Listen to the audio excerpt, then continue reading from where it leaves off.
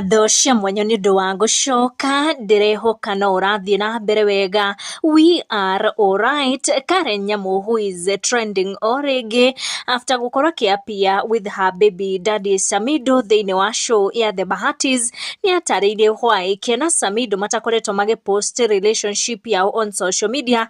Karen agitetera kuona niwe wagikoretwo agipost muno bica ciake na Samido on social media, augite hakuna mapenzi online, kuona those who post their relationships online mambo sio mazuri behind the scenes, akiuga everything is alright gatagati wake na Samido, but they agreed kwanza wale watoto instead of focusing on their relationship, na makire gukorwo magipost their love online. In short, we are good.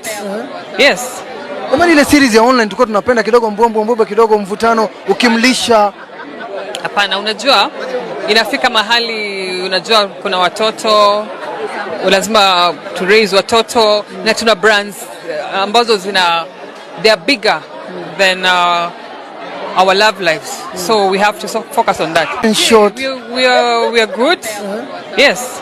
Karen Nyamu also addressed where about Sasha Samido, akiuga she's the one who took Samido Korea airport niguo gukorwo travel to USA kuona ciana ciake iria iri kure USA kuona it's school holiday in America. On the other hand, Betty Bayo, who left baby daddy wake Pastor Kanyari na agikorwo akihika rege married to her current husband who is US based, ni aonanitie mahoya maria agikoretwo akihoera her ex-husband Pastor Kanyari uria a few days ago arakorirwo aki-explain why he wants the mother of his children back. Kanyari kugerera mutambo wake wa TikTok told his followers ati no ende makorwo magicokanwo na Betty Bayo. Betty, after gukorwo agikinyirwo ni miario iyo ya ex wake, she posted this photo herself and her current husband, and she wished all the best to her ex-husband Pastor Kanyari. Arakorwo akiandika this message iria followers ake maretikia ati she was directing